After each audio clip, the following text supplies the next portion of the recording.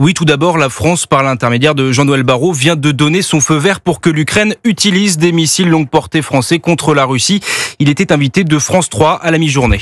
L'Ukraine doit pouvoir neutraliser des cibles militaires en Russie lorsque ces cibles permettent à la Russie d'agresser les Ukrainiens. C'est un principe de légitime défense et il est reconnu par le droit international, même avec des missiles s'il le faut.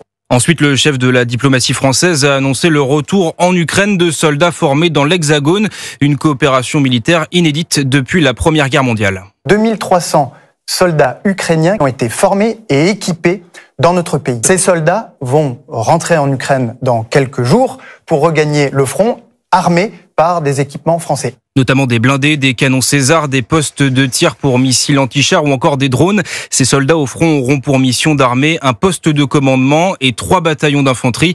La France va également livrer au cours du premier trimestre de 2025 au moins 3 avions de chasse Mirage transformés, équipés pour le combat air-sol. Enfin, ce week-end, le ministre des Affaires étrangères a réaffirmé la possibilité d'envoyer des troupes terrestres françaises sur le sol ukrainien. Et ces annonces montrent l'envie de la France d'être au premier plan dans ce conflit aux côtés des Américains et des Britanniques. C'est ce qu'explique Patrick Martin-Jeunier, professeur à la Sorbonne et spécialiste des questions internationales.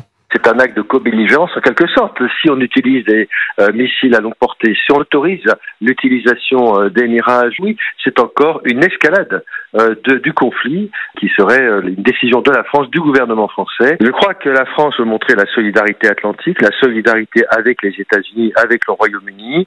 Oui, elle veut montrer qu'elle est une grande puissance, surtout dans la perspective d'une future paix éventuellement qui serait négociée par Donald Trump. La France, en montrant sa solidarité, pourrait être partie prenante à une éventuelle négociation. C'est pour montrer que la France a un rôle important en tant que puissance nucléaire, membre permanent du Conseil de sécurité des Nations Unies. Patrick Martin-Jeunier, spécialiste des questions internationales au micro de Geoffrey Branger.